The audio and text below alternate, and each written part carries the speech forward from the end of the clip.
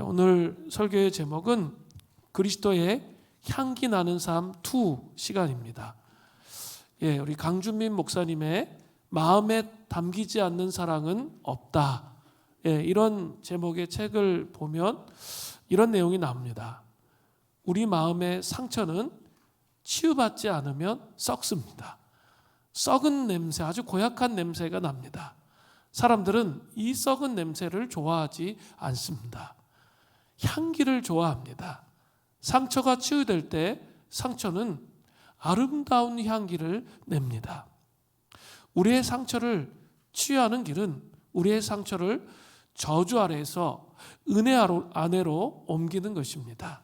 우리의 상처를 저주 아래 두면 사탄이 와서 그 상처에 죄를 뿌립니다. 또 상처에 죄를 뿌리면 상처가 더 심해지고 더 진하게 됩니다. 사탄은 우리의 상처를 덧나게 해서 우리의 인생을 쓴뿌리를 갖고 살아가도록 그렇게 만듭니다. 원망과 불평 속에서 한숨 짓는 인생을 살도록 합니다. 안갚음하고자 하는 그런 삶을 살고자 합니다. 그때 상처는 우리를 비참하게 만드는 사탄의 도구가 되는 것이죠. 반면에 우리의 상처를 하나님의 은혜 아래 두면 성령님께서 오셔서 상처의 기름을 발라주십니다. 상처를 치유해 주시고 상처를 깨끗이 낫게 해 주십니다. 상처를 아름답게 만들어 주십니다. 영광스럽게 만들어 주십니다. 상처를 향기롭게 만들어 주십니다.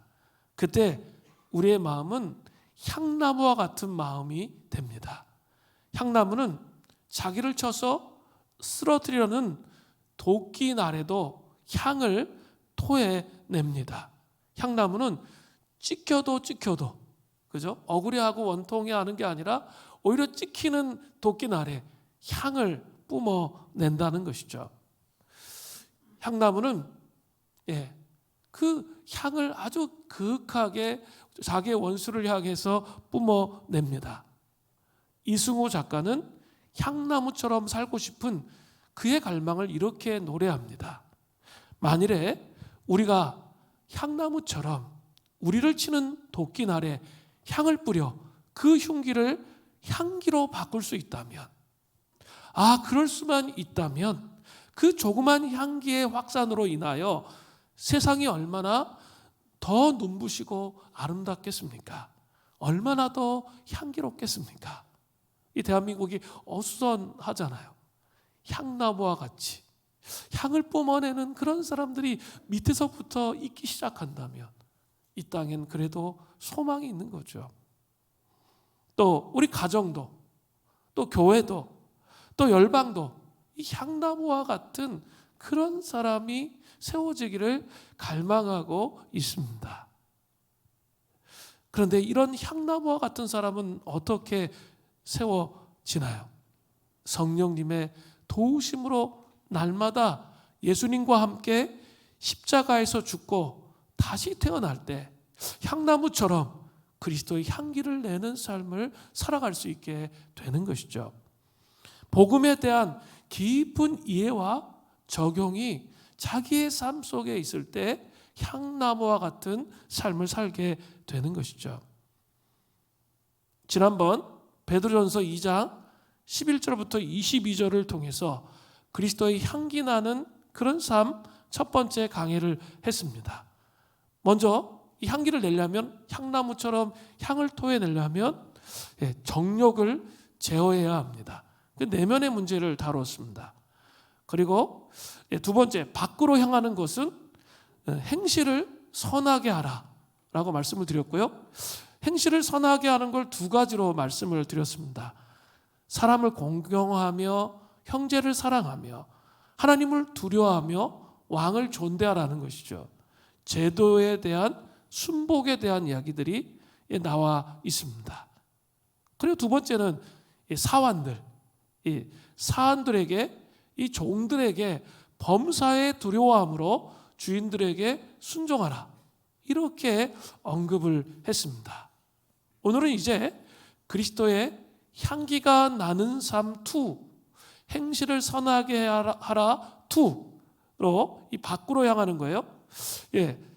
그 두 번째로 다른 영역에서의 행실을 선하게 해야 할 것을 말씀하고 계십니다. 크게 4가지 영역인데요. 함께 살펴보겠습니다. 첫 번째는 가정의 가장 기초 단위에게 말하고 있습니다. 첫 번째, 두 번째. 첫 번째는 아내들아 남편에게 순종하라입니다. 베드로전서 3장 1절부터 2절에 나오죠. 아내들아 이와 같이 자기 남편에게 순종하라. 이는 혹 말씀에 순종하지 않는 자라도 말로 말미암지 않고 그 아내의 행실로 말미암아 구원을 받게 하려 함이니 너희의 두려워하며 정결한 행실을 범이라.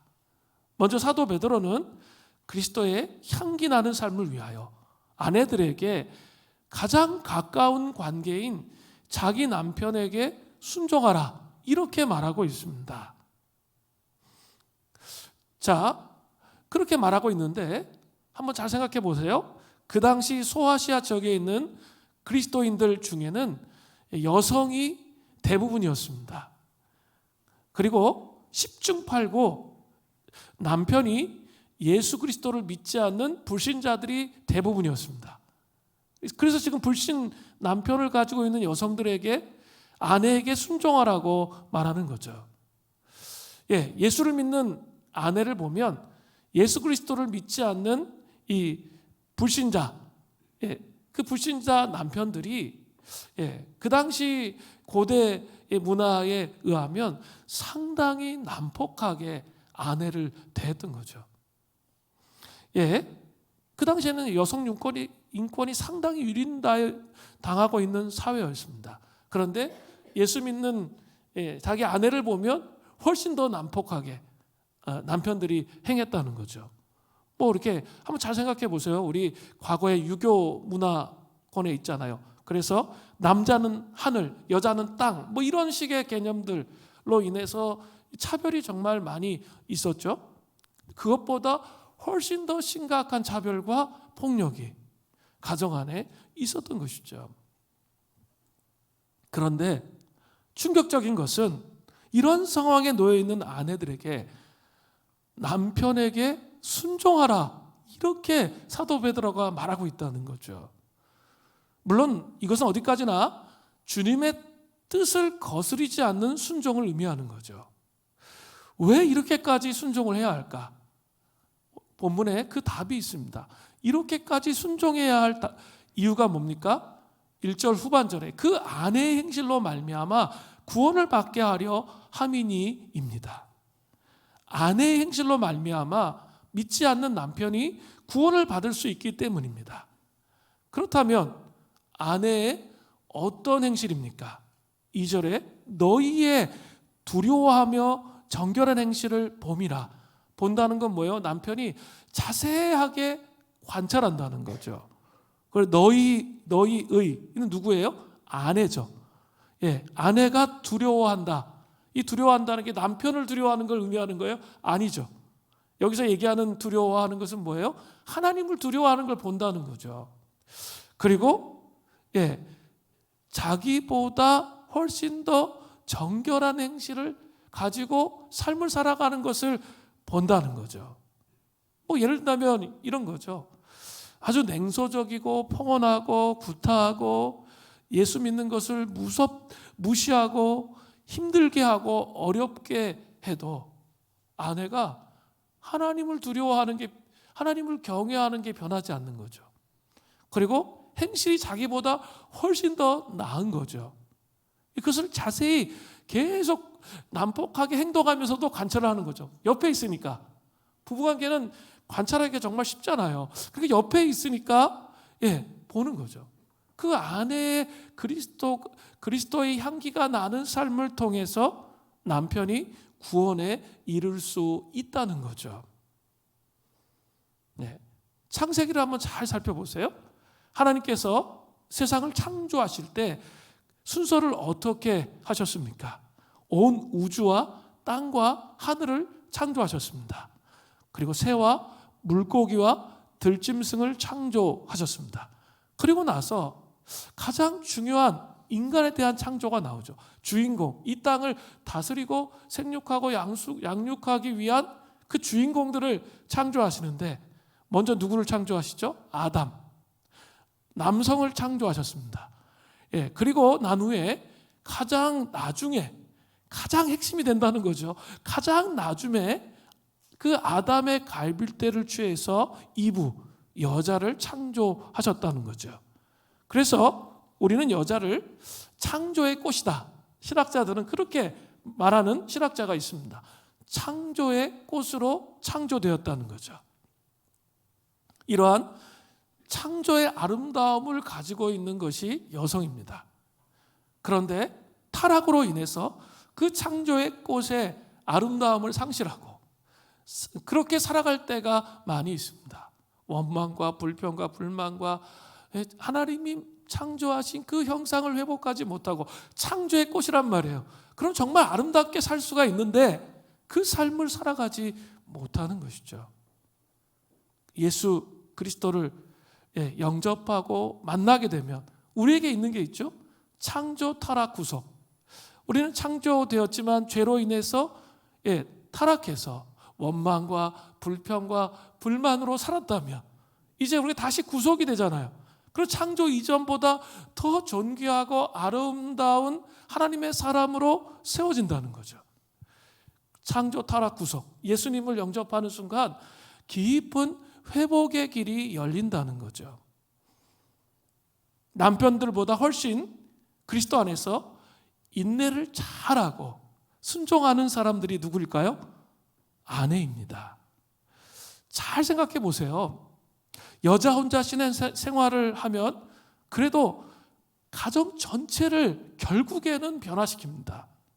그러나 남자 혼자 신앙 생활을 해서 변화시키는 게 정말 쉽지가 않아요. 어려운 것을 경험하게 됩니다. 제가 신대원에 갔는데 이런 전도사님들이 되게 많았어요.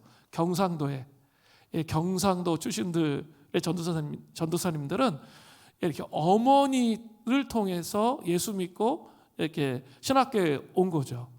근데 그 어머니의 삶이 들어보면 아무도 안 믿고 조상신만 섬기는 그 가정에 시집가 가지고 혼자 예수 믿으시는 거죠. 그래서 엄청나게 박해받고 어렵고 힘드셨는데 그분은 끝까지 견디시는 거예요.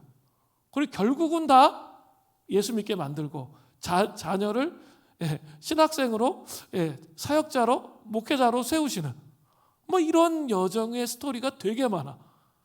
그걸 들으면서 저는 깨닫게 되었습니다. 여성들이 훨씬 더 인내를 잘하고 여성들이 훨씬 더 순종을 잘하는구나 라는 생각을 해보게 됩니다. 오늘 본문의 말씀은 믿지 않는 남편에 대한 말씀이에요.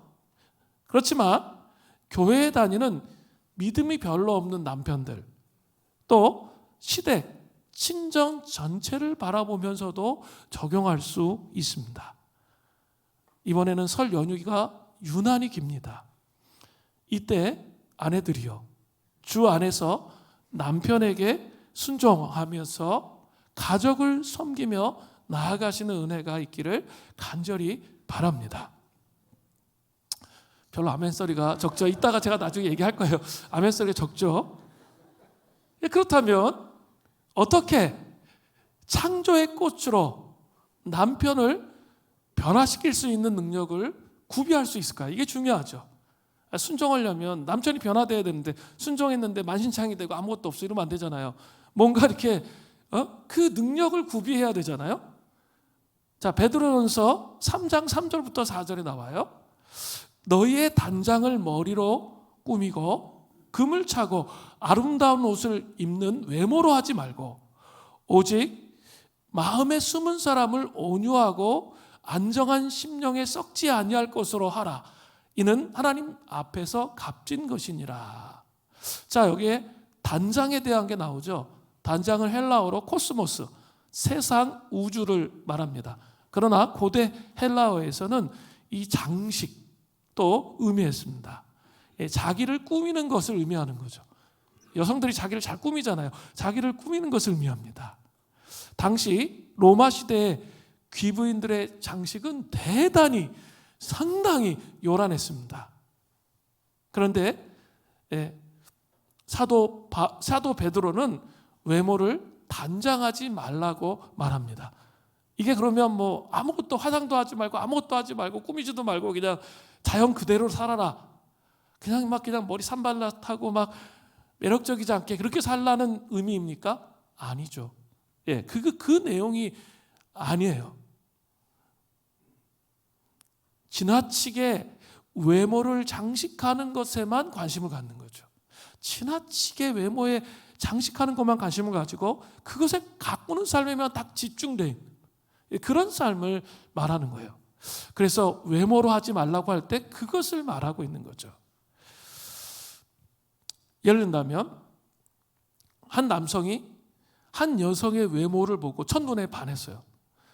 그래서 정말 너무 막 꿈속에서도 나오고 참 이렇게 먹을 때 길을 걸을 때 언제든지 그 자매의 얼굴이 막 떠올라. 그래가지고 정말 자매를 어떻게 하면 사귈 수 있을까 온갖 노력 끝에 결국은 자매가 사귀기 시작하게 되었어요. 얼마나 기쁘고 행복하겠어요. 막 날아갈 것 같겠죠. 그런데 이 자매의 입에서 나오는 이야기가 다 쓰레기야. 처음부터 끝까지. 그러면 어떻게 되는 거죠? 이제 자기 상상과 이 환상이 다 깨지게 되는 거죠. 그리고 점점 그 여자를 멀리할 수밖에 없게 되는 것이죠. 그렇기 때문에 내면을 가꾸는 삶이 더 중요하다. 사도 베드로가 말하는 거예요. 그러면 어떻게 내면을 가꿀 수 있습니까? 4절에 마음에 숨은 사람이 나오죠. 그게 뭡니까? 속사람이에요. 내 안에 그리스도의 형상을 의미하는 거죠. 예수님을 깊이 사랑하는 예수님의 제자들은 내 안에 그리스도의 형상이 아주 깊이 나타나는 데 관심을 가져야 된다는 거죠. 그래야 내면을 가꾸는 삶을 살아갈 수 있게 된다는 거죠. 그렇다면 그러한 삶이 구체적으로 우리 여성들에게 어떻게 드러나냐라는 거예요. 그 내면을 가꾼 삶, 내 안에 그리스도의 형상이 이 속사람이 자라난 삶이 어떻게 나타나냐라는 거예요. 첫 번째는 4절 중반절에 언급되어 있는데 온유하고입니다. 온유는 헬라어 원어적 의미는 이 말에 달리는 말에 재갈을 물려서 야생마가 준마가 된 상태를 의미하는 거죠. 그건 뭘 의미하죠? 주인의 뜻대로 움직이는 거예요. 달려라 하면 온 힘을 다해 달리고 멈춰라 하면 어때요? 멈추는 것을 의미하는 거죠. 그냥 부들부들하고 야들야들하고 그냥 물에 물탄도 술에 술탄도 그런 사람을 온유하다라고 말하지 않아요. 현대 언어에서 그런 식의 개념을 갖고 있죠. 그런 게 아니에요. 온유는 하나님의 뜻에 순복할 줄 아는 사람의 상태를 말하는 거죠. 일단 첫 번째로 온유한 자가 된다는 거죠. 그죠? 내면을 가꾸면 속사람이 우리 안에 깊게 형성되면 첫 번째로 나타나는 게 온유한 사람이 된다는 거죠. 두 번째는 안정한 심령에 썩지 아니할 것으로 하라 이렇게 되어 있거든요. 안정하는 헬라어로 헤시키우라고 하는데 성격이 조급하지 않아요. 그리고 어떤 자극에 동요하지 않고 평온을 유지하는 마음의 상태를 말하는 거예요. 그래서 지금 막 힘들고 어려운 일이 일어났어. 그럼 막 같이 막 불안해가지고 막 방방 떠다니는 게 아니라 지금 막 어려운 일이 일어났지만 마음은 평온해. 평온함 가운데 조급하지 않게 하나님의 뜻을 찾을 수 있는 그 상태를 말하는 거죠. 어떻게 이러한 것들이 가능할까요? 그 안정한 상태가 어떻게 가능할까요? 뒤에 나오죠. 썩지 아니할 것으로 할 수 있다는 거죠. 그것을 다른 말로 표현해 본다면 하나님의 말씀으로 내 안에 그리스도의 형상, 속사람이 점점 더 자라나서 우리의 생각과 감정과 의지가 다스려지는 걸 의미하는 거예요. 우리가 하나님 말씀을 계속 읽고 씨름하면서 이 점점 속사람이 그리스도 형상으로 변하기 시작해요. 그러면 어느 순간 어느 지점에 이르면 우리의 감정이 다스려지기 시작해요. 우리의 생각이 다스려지기 시작해요. 우리의 마음이 다스려지기 시작합니다. 이것이 되어야 바로 안정한 심정이 썩지 아니할 그런 사람이 될 수 있다는 것이죠. 이것을 기억하시기를 바랍니다. 첫 번째는 온유함이고, 두 번째는 속사람으로 마음으로 하라고 했을 때 우리에게 겉으로 드러나는 그 현상은 온유한 현상이 드러나고, 두 번째로 안정한 심령이 썩지 아니할 상태가 된다는 것이죠. 우리 감정과 생각과 의지가 말씀에 의해서 다스려지시는 은혜가 있기를 바랍니다. 제가 지난주에 초대교회 말씀 묵상 스쿨 하는데 한 51명이 등록을 하셔서 하고 있습니다. 근데 지금 이제 5기째거든요. 5번째 하는데 이번에 했던 시편 초대교회 말씀 묵상 스쿨이 정말 강력한 기름 부으심을 저는 느꼈어요. 이게 뭐냐면 공동체 전체적으로 이 말씀 묵상의 이 중요성과 소중함을 알고 있기 때문에, 제가 5번째 설교를 했는데, 강의를 했는데 이번처럼 강하게 강렬하게 하나님께서 이 공동체 전체가 이렇게 그에게 은혜를 부어주시는 거 본 적이 없었어요. 정말 강한 기름 부으심을 주시는 거예요. 이렇게 그러면서 이 시편 기도를 통해서, 시편으로 말씀으로 기도함을 통해서 공동체가 이제 서서히 다스려지는 과정으로 가겠구나, 이런 생각을 하게 되었습니다. 시편 기도를 통해서 중요한 게 있어요. 뭐가 중요하죠? 먼저는 이 감정의 문제를 드러내는 거죠. 그리고 그 감정의 문제와 씨름을 하기 시작해요. 시편을 지금 하고 있으면 반드시 시편을 읽다 보면 내 감정의 문제에 요동함과 씨름하기 시작합니다. 그리고 또 시편의 본문을 계속 읽다 보면 또 하나 중요한 게 뭐예요? 이 씨름을 하지만 또 한쪽에서는 시편의 말씀이 그렇잖아요. 계속 하나님을 신뢰하고 하나님의 능력을 의지하는 것으로 이루어져 있거든요. 그러니까 씨름을 하지만 또 한쪽에서는 하나님의 능력을 신뢰하고 의지하는 것으로 가기 시작하면, 속사람의 감정이 점점 내 중심으로 막 살았는데 점점 다스려진다는 거예요. 그리고 그리스도의 통치 앞에 나아갈 수 있게 되는 것이죠. 이런 꿈을 꾸면서 같이 이런 작업을 하고 있습니다. 드와이트 에즈워즈, 조나단 에즈워즈의 5대 소녀, 미국의 제2차 영적 대각성을 이끌었던 그런 사람이에요. 그런 사람의 5대 손인데, 그가 내면의 혁명이라는 책을 썼습니다. 그가 이렇게 말했어요. 변화를 위해서 우리가 해야 할 일은 스스로의 힘으로 기독교의 의무를 다하는 것이 아닙니다. 그러니까 우리의 노력으로, 물론 기독교의 의무를 다하는 게 중요하지만 그것으로 끝나지 않는다는 거예요. 더 중요한 것이 있는데, 한 발 더 나아가야 할 것이 있는데, 하나님의 위대하심에 우리의 영적 초점을 맞추고 하나님의 영광을 바라보며 끊임없이 묵상하는 것이 되어야 합니다. 끊임없이 묵상, 그게 뭘까요? 영적 근면함으로 시편을 읽는 거예요. 말씀을 읽는 거예요.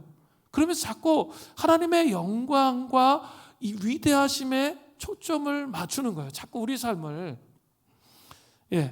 그러면 그렇게 되는 것이 중요해요. 하나님의 위대하심과 임재하심에 압도되는 것만큼 우리 영혼에 활력을 불어넣고 마음에 만족을 주며 모든 근심을 없애고 우리의 존재를 고귀하게 만드는 것은 없다는 거죠. 속사람의 의지와 감정과 생각이 다스려진다는 거죠. 내 안에 그리스도의 형상이 세워져서 다스려진다는 것을 말하고 있습니다. 이것이 바로 당신과 내가 창조된 목적입니다 라고 말하고 있습니다. 아내들이 창조의 꽃의 정체성을 회복하고 남편을 변화시킬 수 있는 능력은 그리스도와 연합하여 외모가 아니라 속사람이 변화됨을 통해서만 가능합니다. 그때 비로소 그리스도의 향기를 바라는 삶을 살아갈 수 있습니다. 이제 사도 베드로는 구약 성경을 통해 열국의 어머니 사라를 통해서 예를 들어 설명하고 있습니다. 베드로전서 3장 5절부터 6절입니다. 전에 하나님께 소망을 두었던 거룩한 부녀들도 이와 같이 자기 남편에게 순종함으로 자기를 단정하였나니 사라가 아브라함을 주라 칭하여 순종한 것 같이 너희는 선을 행하고 아무 두려운 일에도 놀라지 아니하면 그의 딸이 될 것이니라. 5절에 거룩한 부녀는 그 6절에 구약 성경의 대표적인 예로 누구를 추천하고 있죠? 사라죠, 사라. 사라는 남편을 주라 칭했다는 거예요. 창세기 18장 12절에 보니까 사라가 속으로 웃고 이르되 내가 노쇠하였고 내 주인도 늙었으니 내가 무슨 즐거움이 있으리요. 내 주인이라고 아브라함을 칭하고 있습니다. 이것은 당시의 풍습대로 남편을 주인이라 칭한 것도 있지만 분명히 아브라함에 대한 사라의 순종의 표시였다는 것이죠. 사라가 그렇게 했던 것처럼 이 불신자 남편을 둔 아내들도 베드로전서 3장 6절 중반절에 순종하여 선을 행하고 아무 두려운 일에도 놀라지 말라고 말씀합니다. 아무 두려운 일은 남편의 난폭함으로 고통을 당하는 것을 말합니다. 그것에도 놀라지 않고 당당하게 그리스도의 형상을 드러내면 아내들은 베드로전서 3장 6절 후반절에 그의 딸이 된 것이니라. 사라의 딸이 자녀가 후손이 됐다는 거죠. 이것은 이방인이라 할지라도 아브라함의 자손이 된다는 의미입니다. 이것은 신학적으로 하나님의 백성이 된다는 의미입니다. 자, 사랑하는 성도 여러분, 특별히 아내들이요 남편에게 순종하시기를 바랍니다. 이제 아멘 소리가 거의 이제 없어졌습니다. 너무 길어가지고 6절까지가. 자, 두 번째가 더 중요해요. 자, 그리스도의 향기 나는 삶 2에서 두 번째는 남편들아 아내를 귀히 여기라 이렇게 말하고 있습니다. 먼저 이 말씀을 볼 때 우리는 불만을 터뜨릴 수 있습니다. 아내에 대한 말씀은 뭐예요? 1절부터 6절이었잖아요. 그런데 남편에 대한 말씀 뭐예요? 딸랑 7절 1절이야. 그러나 이것은 그 당시 소아시아 지역의 상황과 잘 연결해 볼 수 있어야 된다는 거죠. 불신 남편들을 둔 아내들은 대다수였어요. 상대적으로 불신 아내를 둔 남편이 적었다는 사실을 기억해야 됩니다. 이것은 결코 남편의 의무가 수월하다는 것을 의미하지 않습니다. 자, 이 남편과 아내에 대한 이야기를 또 잘 정리했던 사도가 누구죠? 사도 바울이죠. 에베소서 5장 22절부터 23절에 보면 알 수 있습니다. 자, 에베소서 5장 22절에 보면 아내들이여 자기 남편에게 복종하기를 주께 하듯 하라. 오늘 대박입니다. 그죠? 우리 자매들은 순종하라, 복종하라 이것만 나와. 남편들이 이렇게 얼굴이 이렇게 펴져. 지금 막 화해탈처럼 이렇게 펴지는 느낌이 들거든요. 막 쾌재를 부르는 거죠. 아싸. 이렇게 할 수 있습니다. 그러나 여러분 착각입니다. 아셔야 할 것이 있습니다. 남편은 더 심각해요. 그리고 거의 불가능할 것 같은 명령을 받는다는 거예요. 우리 아셔야 돼요. 더 불가능할 것 같은 명령을 받아요. 에베소서 5장 25절에 나와요. 남편들아 아내 사랑하기를 그리스도께서 교회를 사랑하시고 그 교회를 위하여 자신을 주심같이 하라. 이거 얼마나 무서운 말씀인 줄 아세요? 형제들, 아내들이 순종하지 않으면 죄를 범하는 거죠. 그죠? 근데 남편들도 자신의 목숨을 내어주는 것처럼 아내를 사랑하지 않으면, 우리 형제들, 그렇게 아내를 사랑하지 않으면 이게 뭐라고요? 심각한 죄가 되는 거죠. 이걸 먼저 생각해야 돼요. 진짜 그리스도께서 교회를 위해 자기의 생명을 들이신 것처럼 내가 나의 아내를 정말 사랑하고 있는가? 라는 질문을 던지셔야 된다는 거죠. 저에게 하는 말이에요. 우리 자꾸 질문을 던져 보아야 돼요. 다시 베드로전서 3장 7절로 돌아갑니다. 자, 남편들아 이와 같이 지식을 따라 너희 아내와 동거하고 그를 더 연약한 그릇이요 또 생명의 은혜를 함께 이어받을 자로 알아 귀히 여기라. 이는 너희 기도가 막히지 아니하게 하려 함이라. 남편들은 먼저 해야 될 일이 있어요. 지식을 따라 아내와 동거해야 됩니다. 지식을 따라. 지식은 헬라어로 그노시스인데 이것은 하나님의 뜻에 대한 민감한 의식을 의미하는 거예요. 이것은 결혼에 대한 하나님의 뜻을 충분히 인식한 것을 의미하는 거예요. 아까 에베소서에 뭐라도 있죠? 그리스도께서 자신을 위해 교회를 위하여 자신을 내어주심처럼 그렇게 사랑하는 거, 그거라는 거예요. 참 심각하게 생각해 보셔야 할 필요가 있습니다. 그거예요. 이러한 마음을 가지고 그렇게 자기의 생명을 내어주듯이 그렇게 아내를 사랑해야 되는데 그런 마음을 가지고 해야 될 게 세 가지예요. 베드로 전서 3장 7절 후반절에 나타납니다. 그를 더 연약한 그릇이요 또 생명의 은혜를 함께 이어받을 자로 알아 귀히 여기라. 이는 너희가 막히지 아니하게 하려 함이라. 이렇게 나오거든요. 세 가지가 나와요. 그 안에 첫 번째는 뭐예요? 더 연약한 그릇이라는 거죠. 그 아내를 더 연약한 그릇으로 여기라는 거예요. 이것은 여성이 영성이 남성보다 훨씬 뒤처진다. 그 말의 의미가 아니에요. 남성이 여성이 못 미쳐요. 교회 안에서도 보면 어때요? 하나님과의 영적 감각이 뛰어난 사람들이 다 누구예요? 여성들이잖아요. 인격적 관계에 대해서 깊이 하나님과의 고민하는 사람이 대부분 여성들이 훨씬 더 깊이 하나님을 만나게 됩니다. 그런 것을 의미하는 게 아니에요. 그 더 연약한이란 부분을 보면 남성도 연약한데 조금 더 연약하다는 의미가 있겠죠. 이것은 육체적인 부분에 대해서 그런 거죠. 여성이 남성보다 육체적으로 연약하잖아요. 그런 부분에 대해서 이야기하는 거예요. 또 감정적인 부분에서도 그러할 때가 있습니다. 그런데 그런 연약감이 있는데 그 연약한 아내를 어떻게 이렇게 대해야 돼요? 그릇처럼 여기라는 거죠. 그릇, 막 쓰는 그릇이 아니라 이게 도자기, 정말 아주 귀한 몇백 년 묵은 도자기란 말이에요. 그러면 어때요? 어떻게 해야 돼요? 집에서 어떻게 하십니까? 그거 막 쓰세요? 아니죠. 정말 귀한 손님이 오면 그 잔을 꺼내가지고 깨끗이 닦아가지고 깨질까 봐 조심하고 막 깨끗이 닦아가지고 어떻게 합니까?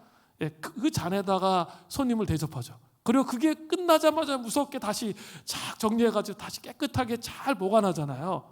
그런 것처럼 아내를 귀한 그릇으로 여기라는 거예요. 귀한 그릇으로 소중하게 조심스럽게 다뤄야 한다는 거죠. 두 번째는 생명의 은혜를 함께 이어받을 자로 알고 귀히 여기라는 거예요. 하나님 나라 유업은 결코 나 혼자 얻는 게 아니에요. 그죠? 가정이라는 공동체를 이루고 함께 삶을 공유하고 살기 때문에 어떤 거죠? 함께 얻는 거예요. 함께. 이렇게 사역자들 중에 그런 착각을 할 때가 많이 있는데 내가 목회 잘해가지고 나는 이제 성공한 거야. 성도들이 부흥하고 그건 착각이에요. 그것이 아니에요. 이렇게 목회는 사모님과 함께 하는 거예요. 함께 하면서 함께 그 유업을 얻는 거지 목회자 혼자 얻는 게 아닙니다. 똑같아요. 그런 원리에 의해서 그 가정의 유업, 하나님 주시는 유업은 그 내가 잘했기 때문에 얻는 게 아니에요. 같이 연합해서 남편은 돈을 벌러 가고 또 좀 더 아이에 대한 집중은 아내가 한다든지 뭐 이렇게 함을 통해서 함께 연합하면서 신뢰하면서 유업을 얻는 거죠. 그러니까 이런 생각하시면 회개해야 돼요. 남편이 정말 잘 돼.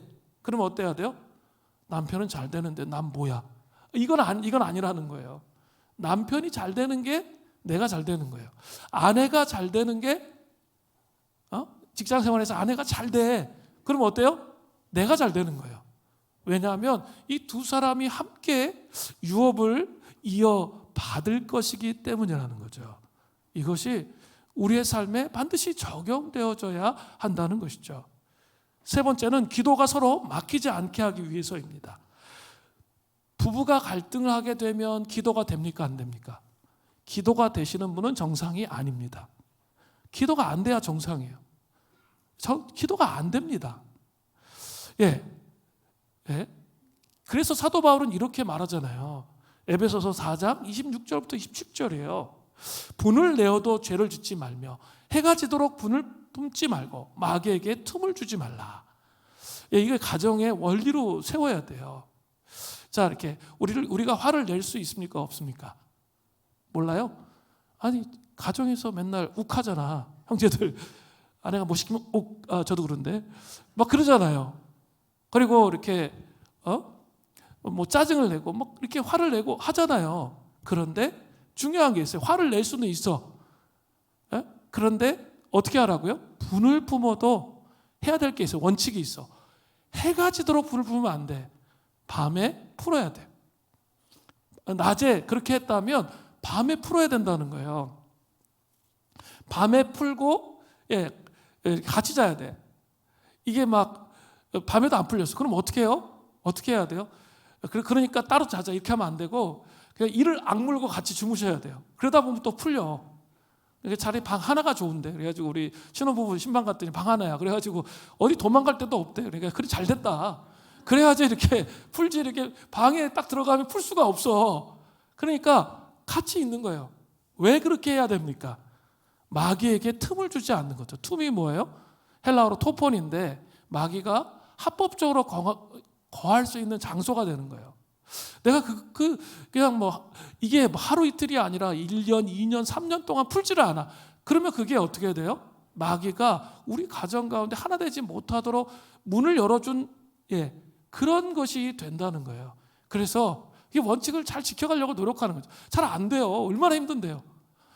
하루를 고사하고 한 일주일 안에 풀면 대박 성공일 때가 많아요. 근데 그 원칙을 생각하면서 빨리빨리 그것들을 풀어내고 세워지는 것이 필요하다는 것이죠. 그렇게 해야 기도가 안 막혀요. 누군가 남편하고 가까이 사는 갈등이 있으면 이게 기도가 막히게 된다는 것이죠. 자, 이런 원칙에 의해서 남편들아 아내를 귀히 여기며 사랑하라고 사도 베드로는 우리에게 말하고 있습니다. 자, 이제 그 다음으로 넘어가 보겠습니다. 그리스도의 향기 나는 삶, 행실을 선하게 가지는 삶, 이제 가정 안에서 아내와 남편에게 얘기했죠. 그리고 이제 그 중심을 이제 옮겨가고 있습니다. 공동체 안에 있는 사람들을 사랑해야 한다고 말하고 있어요. 베드로전서 3장 8절에요. 마지막으로 말하노니 너희가 다 마음을 같이하여 동정하며 형제를 사랑하며 불쌍히 여기며 겸손하며. 베드로 사도는 이제 그리스도의 향기 나는 삶을 부부관계에서 교회 공동체 관계로 확장을 시킵니다. 교회 공동체 안에서 그리스도의 향기가 나는 삶을 어떻게 살아야 합니까? 공동체 안에 형제 자매를 사랑해야 하는 것이죠. 이것은 일반적인 형제 자매의 사랑, 혼적인 형제 자매의 사랑을 의미하는 게 아니라 성도들 사이에 그리스도 안에 결속되어 나타나는 그런 사랑을 말하는 거예요. 이것은 좀 차원이 달라요. 우리가 생각하는 수준의 차원과 인간적인 차원의 수준의 사랑과는 차원이 다릅니다. 이 사랑을 행하고자 할 때 우리에게 있어야 할 것이 무엇입니까? 베드로전서 3장 8절에 잘 언급되어 있습니다. 첫 번째는 이런 차원이 다른 사랑을 하려면, 형제 사랑을 하려면 첫 번째로 다 마음을 같이 하여입니다. 마음을 같이 한다는 것은 헬라어로 호모프로네스인데 신약에서 이곳에만 사용됐는데 이것은 같은 생각을 한다는 거예요. 정말 형제 사랑을 하려면 원칙이 있어요. 먼저 이게 없는 상태에서의 사랑은 다 인본주의적인 사랑이고 세상적인 사랑에 불과합니다. 아주 중요한 것은 이 앞에 거예요. 같이 생각하는 거죠. 같이 생각하는 거죠. 즉 공동체 식구들 모두가 물대농장 수림교회에 속한 모든 식구들이 바로 예수 그리스도 한 분을 같이 생각하는 거예요. 그걸 말하는 거예요. 예수 그리스도 한 분을 같이 생각하는 것입니다. 자신에게 집중되어 있으면 자기 상처받은 것만을 생각하면 이것은 할 수가 없어요. 신랑이신 예수님을 기다리는 신부의 영성으로 삼위일체 하나님과의 교제에 친밀감 안에 들어갈 수 있는 그게 필요한 거예요. 즉 예수님과 인격적 교제가 있어야 형제를 사랑할 수 있게 되는 거예요. 자매를 사랑할 수 있게 되는 거예요. 혼적인 사랑이 아니라 그것을 뛰어넘는 사랑을 할 수 있게 된다는 것이죠. 그래야 예수님께 맞추어진 같은 생각을 공동체 모든 식구들이 할 수 있습니다. 이 은혜가 먼저 있어야 형제를 사랑할 수 있어요. 두 번째는 동정하며입니다. 동정이란 헬라어로 심파데이스라고 하는데 다른 사람들과 같은 감정을 가지고 기뻐하는 것을 기뻐하고 슬퍼하는 것을 함께 슬퍼하는 거예요. 그죠? 어떤 사람의 얘기를 들을 때 하나님 아버지의 마음, 예수님의 심장이 있을 때 어때요? 그 사람이 잘 길이 열렸어, 문이 열렸어. 그러면 어때요? 함께 기뻐하는 거죠. 근데 죄된 본성은 어때요? 저 사람 잘 된 거 보면서 나는 자꾸 이런 생각을 하는 거예요. 그 성령의 불로 다 태워야 돼요. 하나님 원하시는 생각이 아니에요. 그거는. 그것이 아니라 진짜 함께 기뻐해 주는 거죠. 예수의 마음을 품는 거예요. 반대로 정말 위기를 겪고 있어요. 그 사람이 슬픔과 고통이 자기가 어떻게 해야 할지 모르는 상황이 있어요. 그러면 어떻게 해야 돼요? 그 사람과 함께 울어주는 거죠. 성령께서 역사하셔야만 이게 가능해요. 인간적으로 이게 불가능해요. 성령께서 하나님 아버지의 마음을 주실 때 이게 가능해져요. 그러면서 함께 우는 거예요. 함께 그 난관을 돌파하는 거죠. 교회 왔는데 소그룹을 꼭 하셔야 돼요. 소그룹 하시면서 자기 힘든 거, 어려운 거 나눌 수 있어야 돼요. 그죠? 자기 아픔을 얘기할 수 있어야 돼요. 자기가 또 혼자 그게 감당이 안 되잖아요. 그죠? 감당이 안 되는데 버티고 있으면 안 돼요. 버티고 있는다고 해결되는 게 아니에요. 그것이 아니라 그 아픔을 이야기하는 거죠. 그럼 함께 공동체 사람들이 함께 울면서 함께 슬픔을 짊어지며 짐을 나누는 거예요. 그러면서 기도하는 거죠. 하나님 아버지 불쌍히 여겨주십시오. 우리 이 형제님을, 우리 집사님을, 우리 권사님을 정말 불쌍히 여겨주셔서 하나님 이 난관을 돌파할 수 있는 은혜를 주십시오. 그렇게 나아가는 거예요. 동정하면 같은 마음을 품고 동정하는 거예요. 함께 기뻐하고 함께 슬퍼할 수 있는 은혜가 있어야 돼요. 세 번째는 형제를 사랑하며 불쌍히 여기며입니다. 형제 사랑으로 전체 내용을 묶었는데 불쌍히 여기면은 헬라어로 유스프랑크노이라고 하는데 이것은 인간의 가장 깊은 감정, 특히 사랑과 동정을 의미하는 거죠. 같은 말이에요. 그러니까 동정이랑 동정하며와 비슷해요. 형제를 그렇게 대해야 된다는 거예요. 그렇게 사랑해야 된다는 거예요. 그게 그리스도의 향기 나는 삶이라는 거예요. 우리가 소그룹을 해야 할 이유를 아셨죠? 주일마다 거룩한 낭비를 하며 씨름을 하셔야 되는 이유를 여러분 아셨죠? 그렇게 하는 게 나를 통해서 그리스도의 향기가 드러난다는 것이죠. 네 번째는 겸손하며입니다. 겸손의 위대한 분을 보이신 분은 예수님이십니다. 빌립보서 2장 6절부터 11절은 위대한 기독론입니다. 거기 예수님의 겸손을 볼 수가 있습니다. 빌립보서 2장 6절부터 8절입니다. 그는 근본 하나님의 본체이시나 하나님과 동등됨을 취할 것으로 여기지 아니하시고 오히려 자기를 비워 종의 형체를 가지사 사람들과 같이 되셨고 성육신하셨다는 거죠. 사람의 모양으로 자기를 나타나사 자기를 낮추시고 죽기까지 복종하셨으니 곧 십자가에 죽으심이라. 자기를 완전히 낮추는 거예요. 그러니까 알량한 자존심이 필요 없어. 예, 하나님의 사람은 알량한 자존심이 있는 사람이 아니에요. 자기의 그 자존심조차도 십자가에 못 박는 거예요. 예수님은 그 높은 지위에 계셨던 그 모든 것을 버리고 인간의 몸을 입고 오셨고, 가장 비천한 자리에서 십자가를 위해 십자가에서 우리의 죄를 위해 자기를 내어 주시는 그 역할을 감당했던 것처럼, 그리스도인들은 어떻게 해야 돼요? 그것을 따라가는 겸손의 그 모범이신 예수님을 바라보면서 겸손의 삶을 살아야 된다는 거죠. 자기의 잘남을 자랑하는 것이 아니라 정말 우리의 낮아짐을 자랑하고 형제 자매를 섬길 수 있어야 한다는 거예요. 우리 안에 형제 사랑을 행하고자 할 때 다 마음을 같이하여 동정하며 형제를 사랑하며 불쌍히 여기며 겸손하게 행해야 되는 것입니다. 교회 안에 우리는 형제 자매를 이러한 깊은 사랑으로 대해야 합니다. 이것이 그리스도의 향기 나는 삶이에요. 이것이 행실을 선하게 하는 것입니다. 프랑크시 라우바우라는 사람은 이렇게 말했습니다. 강철에 자석을 대고 문지르면 그 강철이 자석이 됩니다.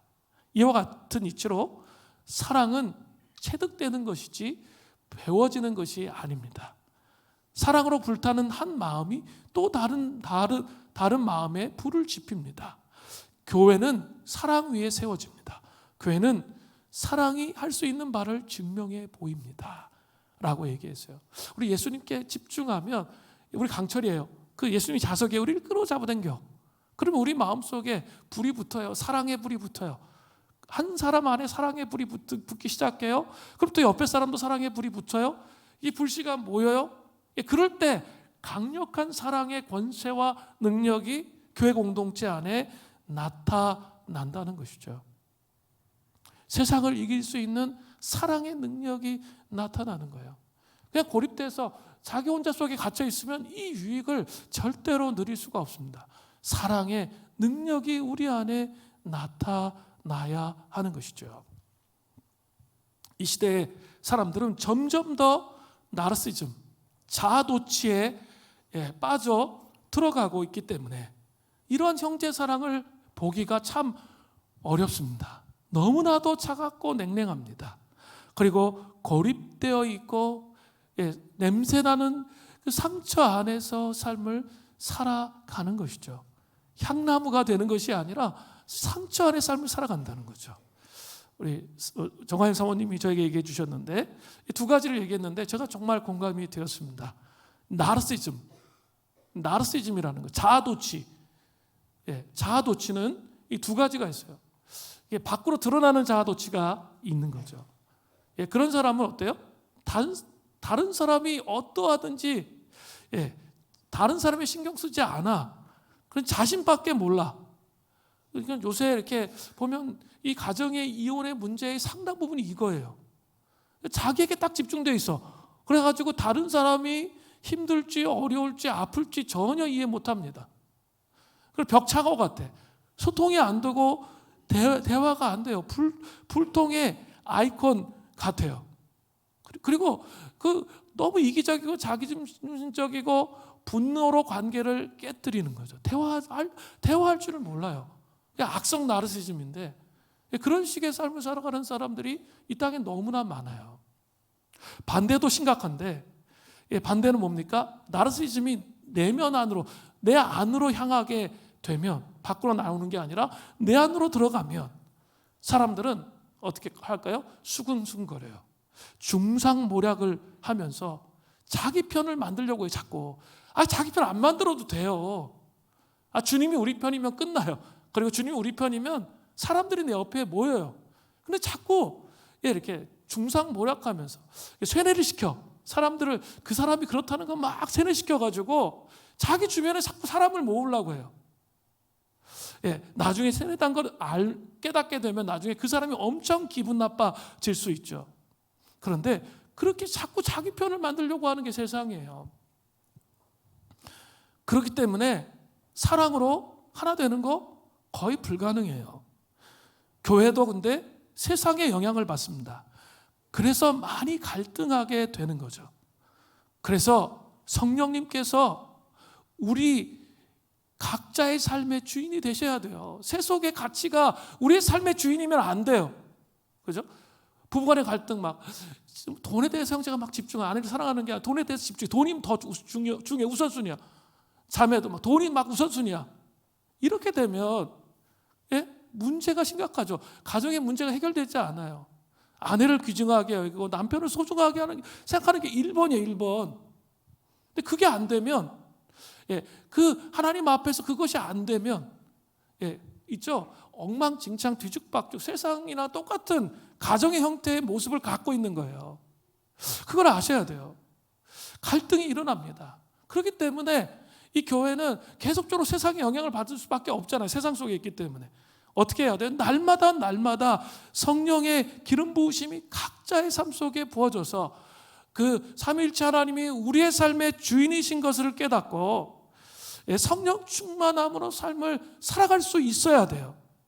그래야 하나님의 방식으로, 온전한 방식으로 형제자매를 사랑할 수 있어요.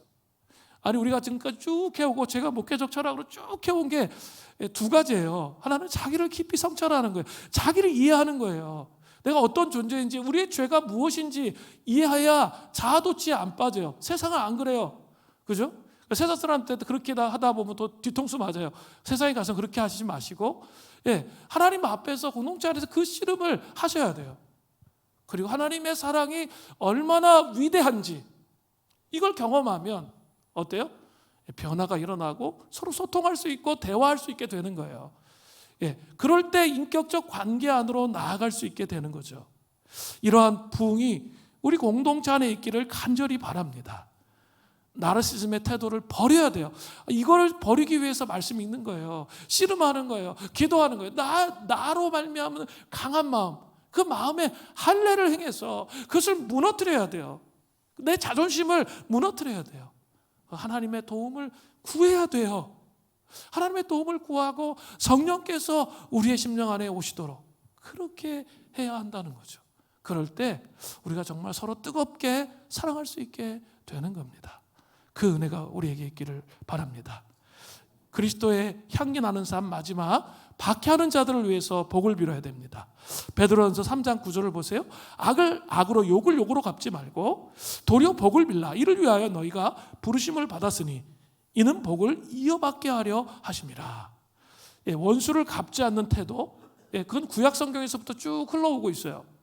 그런데 신약에 오면 더 명확하게 발전되어서 우리에게 말하고 있어요. 사도 바울이 말하는데 로마서 12장 19절부터 20절이에요.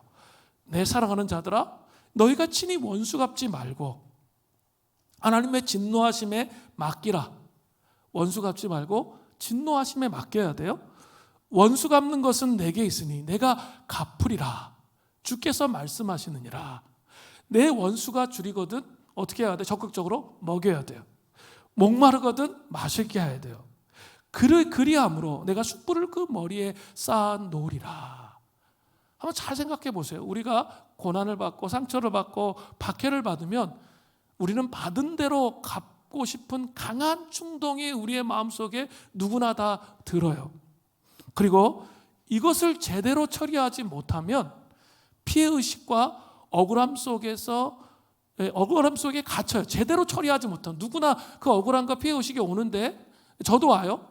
그런데 그것을 제대로 처리하지 못하면 상처 속에서 헤매는 삶을 사는 거예요. 썩은 냄새가 나는 삶을 살게 된다는 거죠. 그렇기 때문에 중요한 것은 심판의 주권이 하나님께 있다는 것을 믿고 하나님께 맡기는 삶을 살아야 돼요. 그러나 한번 잘 생각해 보세요. 심판의 주권을 하나님께 맡기는 삶을 살기가 쉽습니까? 어렵습니까? 어려워요. 분명히 그렇지. 오늘 이 말씀 봤으니까 오늘 주님 남편을 주님 손 앞에 올려드립니다. 아내를 주님 손 앞에 올려드립니다. 심판의 주권은 나한테 이렇게 힘들게 했던 심판의 주권 주님께 맡겨드립니다. 하고 집에 딱 갔는데 남편이 막 태클을 걸어. 그러면 어떻죠? 갑자기 은혜 받고 왔는데 갑자기 막 불이 올라오면서 같이 막 하게 되잖아요. 다시 또 옛날로 돌아가죠. 그런 것들을 계속적으로 경험하게 돼요. 그래서 또 다시 하나님 원망하게 되는 이런 일이 일어납니다. 이것은 왜 그러냐면 진정으로 심판의 주권을 하나님께 맡겨드리지 못했기 때문에 그런 거예요. 하나님의 때에 하나님의 방식으로 일하시도록 주님을 맡겨드리고, 주님께 맡겨드리고, 우리는 지금 현실 속에서 적극적으로 원수가 줄이거든 먹이고 목마르거든 마시게 해야 하는 것이죠. 이게 뭐예요? 그러니까 기도해 놓고 당장 내일 짠, 오늘 집에 와서 짠, 남편이 변해 있을 걸 자꾸 기대한다는 거죠. 근데 그렇게 안 변해 있으면 어때요? 마음이 상하는 거죠. 열이 받는 거죠. 예? 하나님 전능하시지 않네, 이 생각 속에 갇히는 사람들이 대단히 많아요. 그건 자기의 때지, 그죠? 심판의 주권이 여전히 자기에게 있는 거죠. 하나님 원하시는 건 뭐예요? 그때와 기한까지도 하나님의 경륜 앞에 맡겨드리는 거예요. 그리고 내가 해야 할 일은 뭐예요? 때와 경륜 앞에 맡겨드렸기 때문에 원수에게 복을 비는 거죠. 원수가 줄이거든 먹이고 목마르든 마시게 하는 거예요. 근데 그 사람이 계속 변화되지 않아. 그 상태 계속 있어. 그러면 내가 복을 빌었던 그 모든 것이 그 사람 머릿속 숯불이 되는 거죠. 그게 떨어져 심판을 받는 그 날도 하나님의 주권이라는 거죠. 내가 바꿀 수 있는 게 아니라는 거예요. 우리는 심판의 주권을 스스로 가져와서 자신을 무너뜨리는 삶을 살아서는 결코 안 되는 거예요. 그러면 원망과 억울함에 점철된 삶이 계속 지속된다는 거죠. 자, 그러면 어떻게 해야 돼요? 어떻게 해야 될까요? 시편 기도를 통해서 자신의 감정을 먼저 하나님 앞에 솔직하게 고백하는 거예요. 하나님, 이것으로 인해 상처받고 저 악인으로 인해서 내가 고통받고 하나님 보수하여 주시고, 그 마음을, 상한 마음들을 그냥 고백하는 거예요. 그 다음에 그 시편을 계속 읽다 보면 어때요? 하나님의 능력, 하나님의 선하심, 하나님의 우리 이끄심, 이런 게 자꾸 또 묵상이 되잖아요. 시편 기도 하시는 분들 그렇죠? 그건 뭐예요? 그러니까 맡길 수 있는 힘이 생기는 거죠. 하나님이 어떤 분이신지 이해했으니까. 내 감정을 하나님께 드리고 하나님 앞에 맡길 수 있는 힘이 생기게 되는 거죠. 그렇게 되면 맡길 수 있는 마음이 되는 거예요. 근데 마음속에 다 가둬놓고 마음에 다 있어. 그런데 그렇게 하려고 하니까 어때요? 안 되는 거죠. 이미 나는 심판하고 있거든, 내 마음속에서. 그 마음을 풀어내고 정직하게 자신의 마음을 고백하면서 그러다 보면 그 사람 속에 하나님의 임재가 충만히 경험되고 그분의 사랑을 경험하게 돼서 그 상황을 맡길 수 있게 되는 거예요. 베드로전서 3장 12절이 그걸 말하는 거예요. 주의 눈은 의인을 향하시고 그의 귀는 악인의 간구에 귀 기울이시되, 하나님이 탄원하고 있는 우리들의 기도에 눈이 우리를 향하시고 그의 귀가 우리의 간구의 소리를 들으신다는 거예요. 이게 믿어지는 거죠. 그리고 주의 얼굴, 이 악인을 향한 진노의 진노, 악인을 향한 진노, 주의 얼굴은 악행하는 자들을 대하시느니라 하였느니라. 하나님께서 주의 얼굴, 심판을 행하시는 그 얼굴로 악행하는 자를 대한다는 거예요. 내가 주인이 돼서 다리 몽둥이 부러뜨려 주시고 그 사람 그렇게 안 해도 하나님께서 알아서 하신다는 거예요. 그걸 맡겨드리는 게 엄청 중요해요. 그래야지 적극적으로 사랑하고 용서하고 풀 수 있고 화해할 수 있고 이게 가능해지는 거예요. 근데 이 과정이 없이는 그걸 가기가 어렵다는 거죠. 이것을 믿고 신뢰함으로 나갈 때 적극적으로 선을 행하는 삶이 비로소 사라지는 거예요. 이 은혜가 있기를 간절히 바랍니다. 베드로전서 3장 10절부터 11절을 보세요. 그러므로 생명을 사랑하고 좋은 날 보기를 원하는 자는 혀를 금하여 악한 말을 그치고 그 입술로 거짓을 말하지 말고 악에서 떠나 선을 행하고 화평을 구하며 그것을 따르라. 적극적으로 박해를 받고 고난을 당하는데도 선을 행하고 화평을 구할 수 있는 그 삶으로 나아갈 수 있게 되잖아요.